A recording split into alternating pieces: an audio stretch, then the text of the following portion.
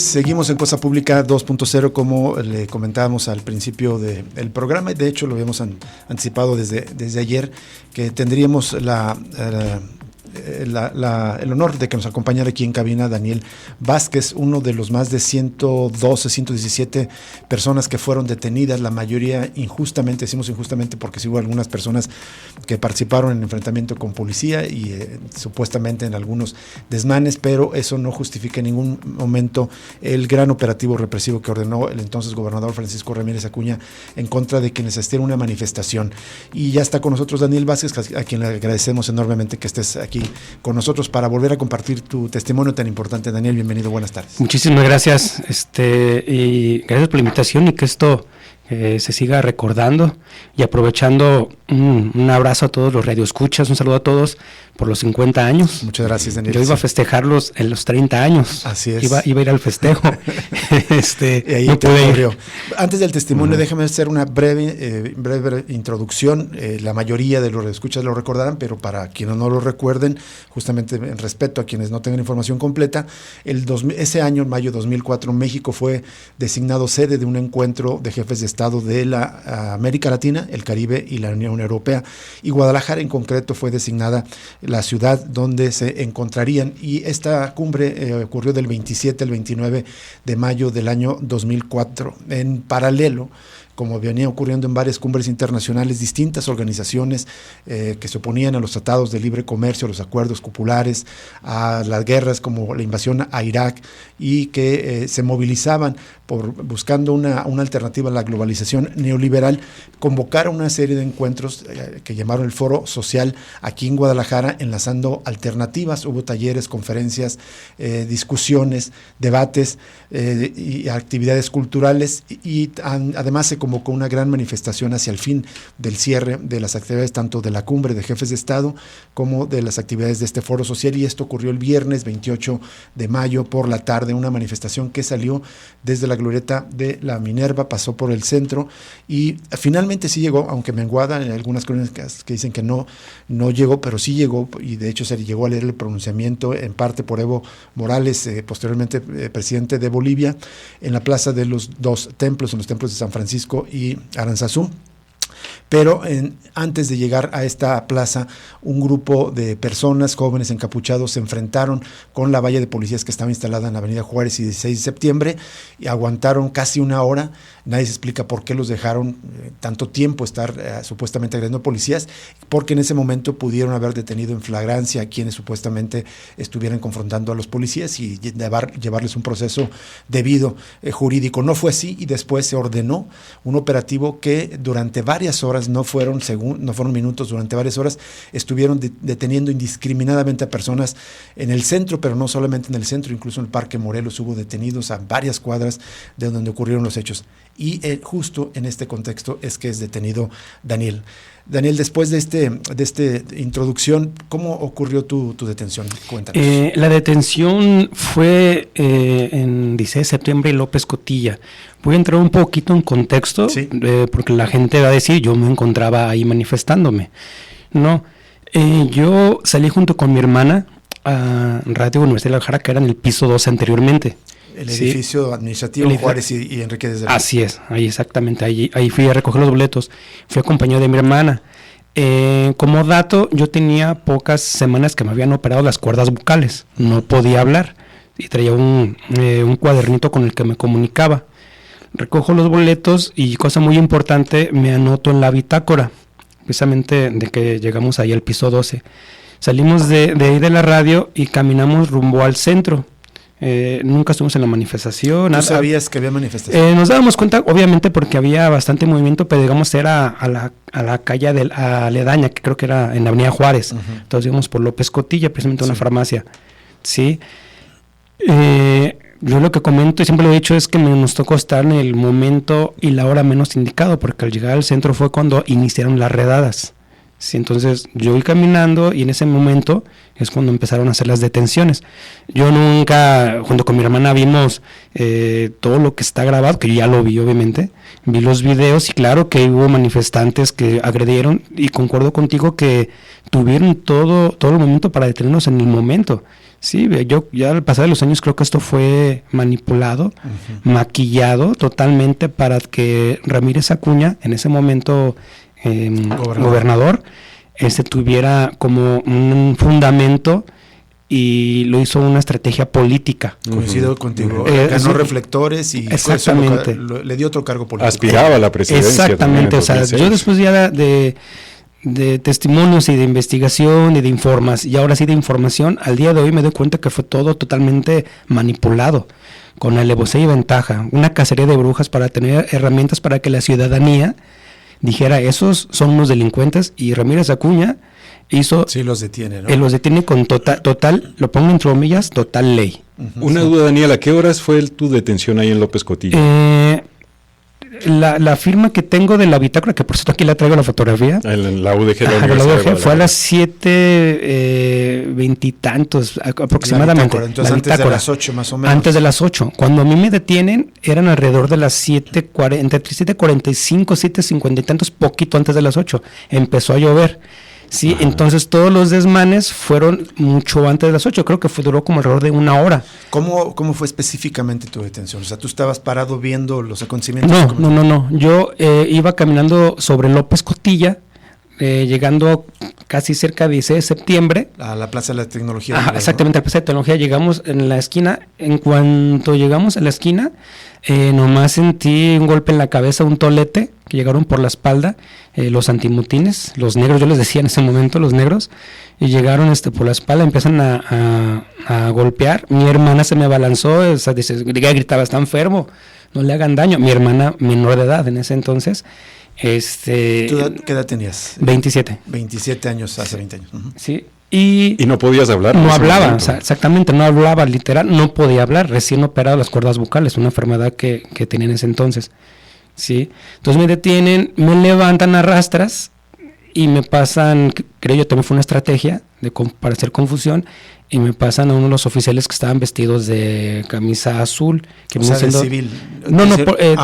Policía de los unos estatales, estos eran municipales. Sí, y ya me dirigen hacia sobre 16 de septiembre, hay un parquecito de frente a la catedral y nos pasan con judiciales.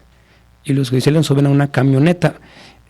En ese momento, yo lo llamo expediente, fuimos los primeros 5 detenidos. Te lo comento porque después ya de tanto tiempo y tener información, crearon varios expedientes. Expediente 1, 5 detenidos, expediente 2, 6 detenidos, y de esos, de ahí en adelante...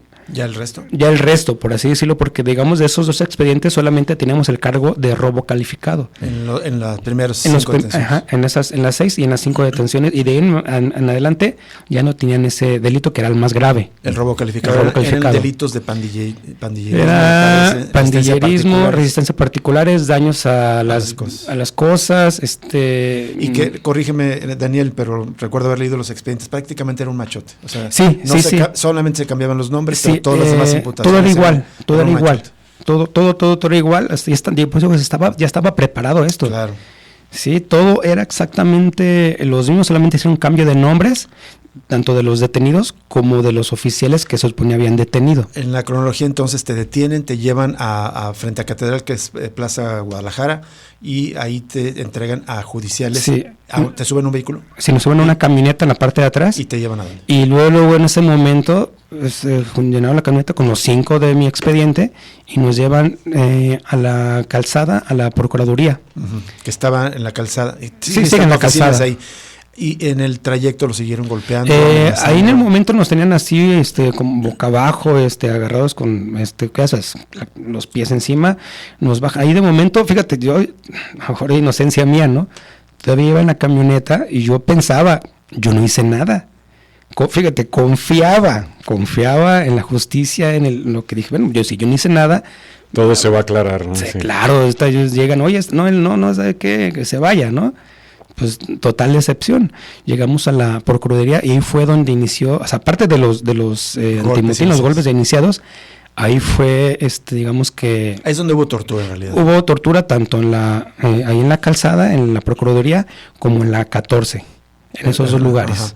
¿Cómo fue en la Procuraduría? En la Procuraduría... Al llegar, ¿cuál fue como el primer pues, signo de tortura? así dijeron, llegaron los primeros, así dijo uno de los oficiales, y no me miras a los ojos, y empezaron las bofetadas, golpes en los testículos, amedrentación, o sea, física, también psicológica, porque decían, los vamos a matar, vamos a ir por tu familia, y nos meten en la celda, y ya empiezan, como sabes, que van a firmar unos documentos. Como dato importante ahí, y cuestión personal, es que conforme todo ese lapso de la noche, a mí me suben a una azotea, supongo que a los demás también, y me desnudan en la azotea de la Procuraduría, me ponen a hacer lagartijas y un oficial con su pie en la espalda, diciéndome que firmara, si no me iba a matar, si no van por mi familia, que firmara. Me pone en cuclillas, desnudo, y saca su arma y me la pone en la cabeza, diciendo, ¿firmas o aquí ya quedaste? ¿No? Y no me voltees a ver, y o sea, fue de verdad terrorífico. Vino María Tilano el lunes pasado y nos recordaba, ella fue parte del comité que organizó el Foro Social, que justo los jefes de Estado firmaron una declaración contra la tortura, porque estaban muy recientes los hechos de tortura que sufrieron prisioneros en la cárcel de Abu Ghraib en Irak. Fue un escándalo internacional cuestionando a Estados Unidos, y por esa razón se firmó una declaración en contra de la tortura por parte de los jefes de Estado.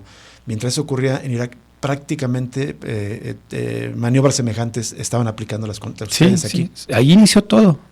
Sí, yo voy a ver desde mi perspectiva, porque de los expedientes que te comento, digamos del primer expediente, casi le llamo, hasta el segundo expediente nunca estuvimos juntos, porque después ya dentro de la penal empecé a conocer a los demás y comentaban que fueron torturados 16 de septiembre, donde es la Secretaría de Seguridad Pública. Ajá, en el sótano. Sí. Sí, ahí es otra historia. Así es. Sí, mi historia solamente fue la Procuraduría y fue la 14 y regresó a la Procuraduría y de allí en la penal.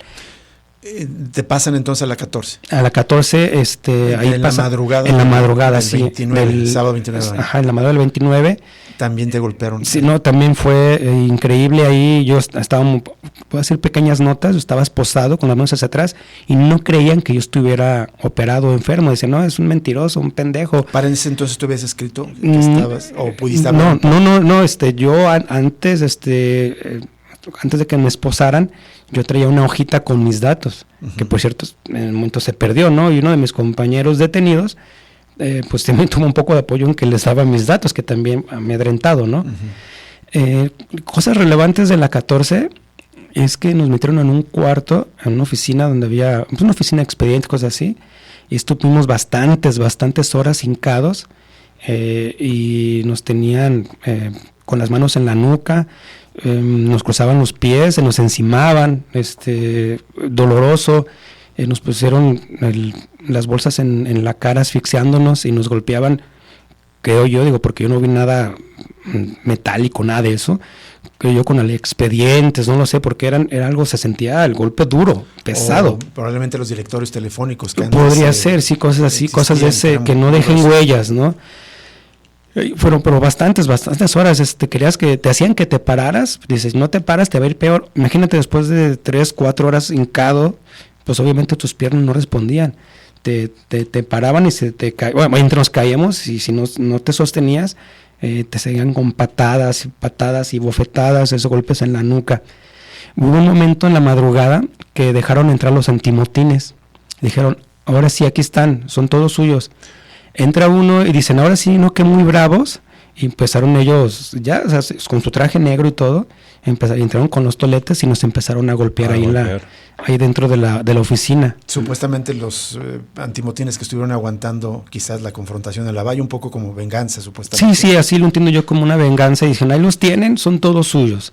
Entonces así dijo uno, ahora sí que muy bravos, y empezaron los toletazos en la oficina. Daniel, vamos a ir a una breve pausa para identificación de la estación y volvemos para completar tu crónica de estos hechos tan dolorosos, tan terribles que ocurrieron hace 20 años.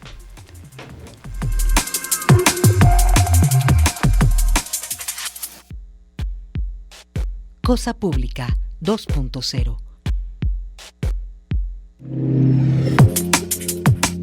Seguimos en Cosa Pública 2.0, estamos conversando con Daniel Vázquez, una de las víctimas de la brutal represión y tortura ordenada por el gobierno del estado que encabezaba Francisco Ramírez Acuña, pero no fue el único responsable. Hay que recordar que era presidente municipal de Guadalajara y también la Policía Municipal de Guadalajara del gobierno panista de Emilio González Márquez también participó. De hecho, su jefe de la Policía de Guadalajara, Luis Carlos Nájera, que también participó también el Procurador de Justicia, Gerardo Octavio Solís Gómez.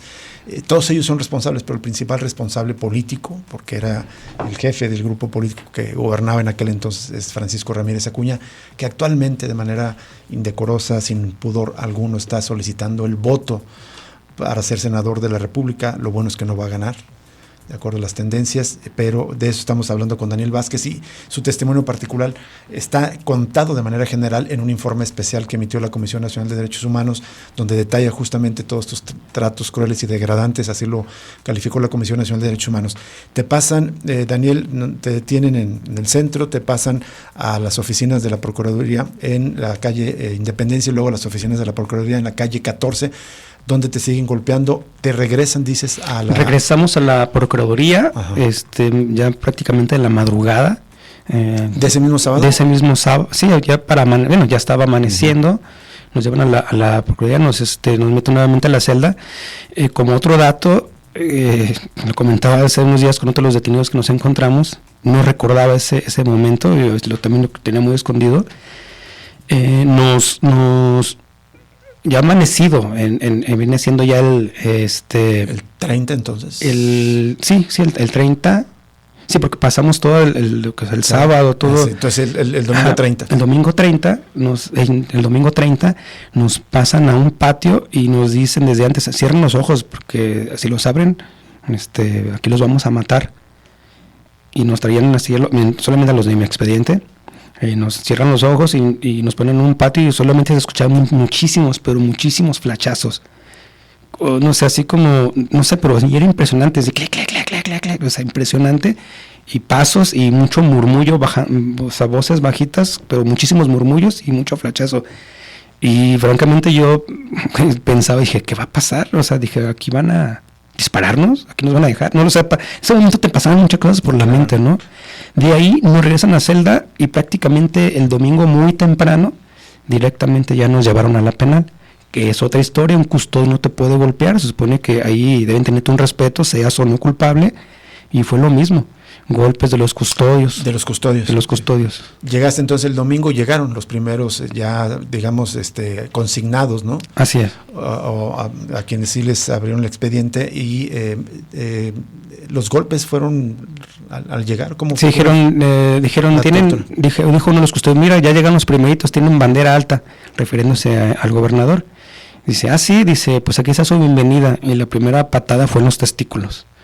Aquí está su bienvenida, entrando, sale, ya empezamos a caminar y conforme las horas, pues llegaban y la bofetada, también algunos traían un pequeño tolete. Uh-huh. Sí, en pequeño, y llegabas y te pegaban en las rodillas, en la espalda, en la parte como del cuello, así como que ponían cualquier pretexto, ¿no? Para agredirte ahí, y ya se me hacía increíble porque yo según tenía entendido que no te pueden tocar. Sí, debe haber un respeto, un derecho al detenido. Sí, donde nos en la celda. ¿Cuántas personas había en la celda? Cuando entramos éramos los primeros 5 y después 6. Al final, en los pocos 2 días, en una sola celda habíamos 20 y tantos. Daniel, nos quedan pocos minutos, nos encantaría, y sé que es necesario, pues, volverte a invitar, si te parece, para abordar otros aspectos, pero en términos del proceso jurídico, ¿cuándo fue que empezó, que ya estuviste ante un juez y que evidentemente viste que estaban cometiendo una injusticia en tu contra? A la semana me pasan a población, y ya digamos, entrando a población quería decir que ya iba a ser un proceso largo, y el proceso, pues, 20 años, ha sido demasiado largo, y el proceso está inconcluso. O sea, tú no tienes todavía exoneración en tu proceso. No, todavía sigue no. Abierto. Sigue abierto, entre comillas, sigue abierto. Por ahí soltaron una sentencia. Yo no he ratificado, no he firmado absolutamente nada. ¿Qué dice la sentencia? Que a lo que tengo entendido, creo que, no recuerdo si son 3 meses, una semana, algo así de como sentencia. Pero entonces te siguen condenando. Sí, o sea, la sentencia es de que es culpable de solamente de tales delitos. Sí.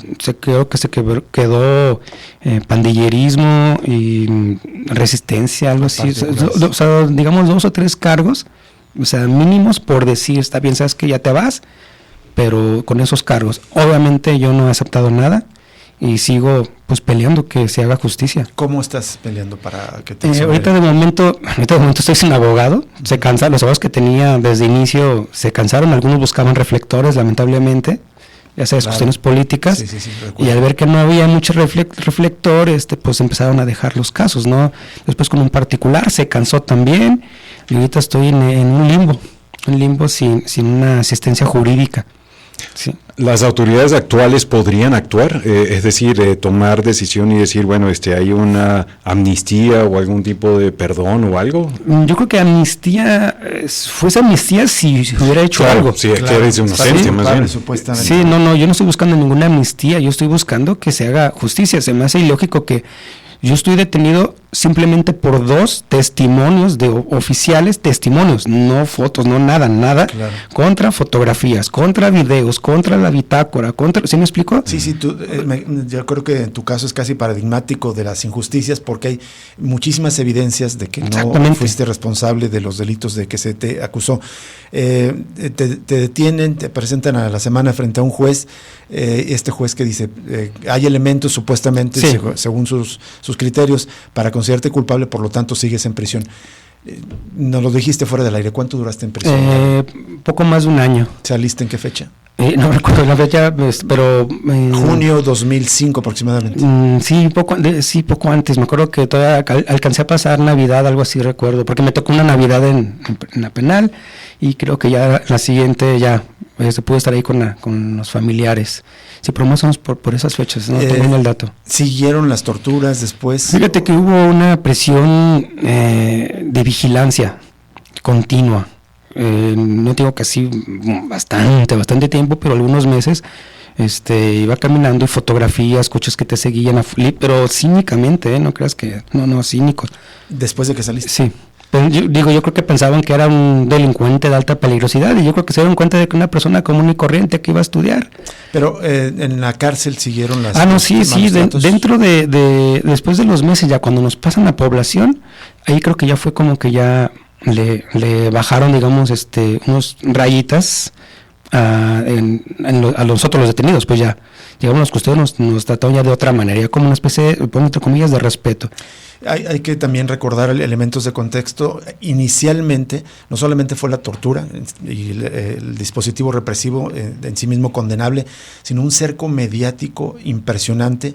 La mayoría de los medios compró el discurso oficial o lo adquirieron por cuenta propia y los acusaban de violentos a quienes fueron detenidos, no miraban los casos particulares, no tomaban en contexto todas estas cosas, lo cual quiere decir que fue muy, digamos, prácticamente la mayoría, y hay dirigentes empresariales como Juan José Frangé, que hoy está buscando ser reelecto candidato a alcalde de Zapopan, que aplaudieron justamente los hechos represivos y la brutalidad del gobernador del gobernador Francisco Ramírez Acuña.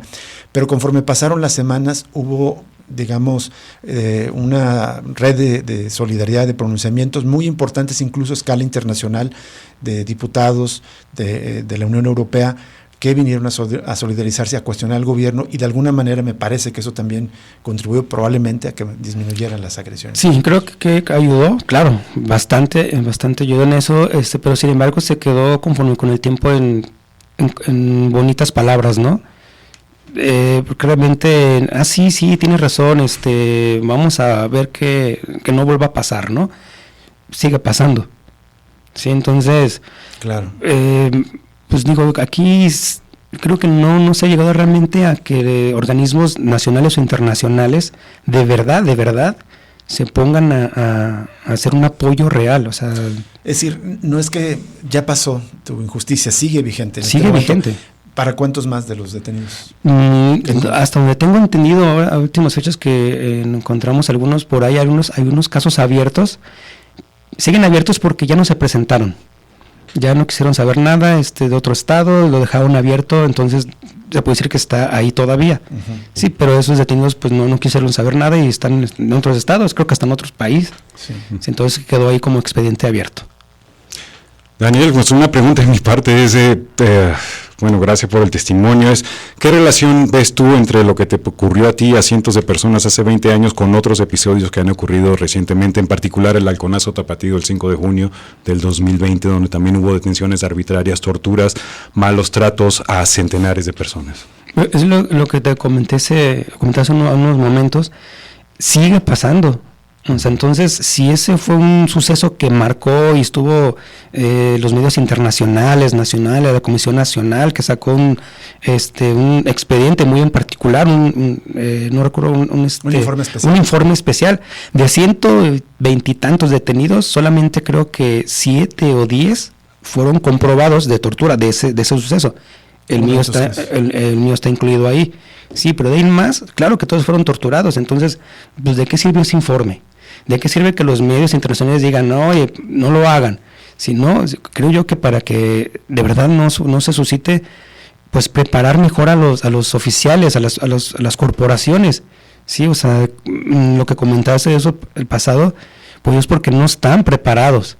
Sí, o sea, creo yo que si realmente los gobiernos se pusieran a dar una buena preparación y de verdad una buena investigación, por supuesto que no tendría que pasar nada de ese tipo de temas.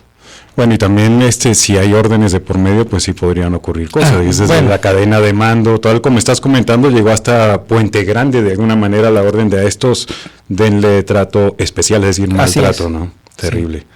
¿Cuál, digamos, es como la lección que te quedó? Evidentemente te marcó de por vida este acontecimiento, pero ¿qué lección te deja en términos de la, ¿cómo decirlo?, de las órdenes que toman los gobiernos, especialmente los responsables políticos? Pues yo al día de hoy estoy decepcionado, totalmente decepcionado, en cuestión de que realmente 20 años, y no solo digo en ese suceso, sino 20 años que me he dado cuenta que hay una injusticia social.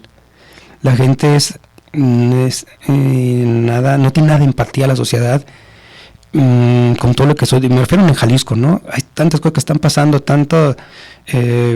desapariciones, comentabas fragancias que no tienen sustentos o solamente por dichos, o sea, la verdad creo que el día de hoy estamos creo que igual o peor, de verdad es que Jalisco está desatado, totalmente desatado. Yo francamente estoy decepcionado de estos gobiernos. Sí, el Halconazo Tapatío lo confirma, ¿no? Sí, un operativo claro. muy, muy semejante.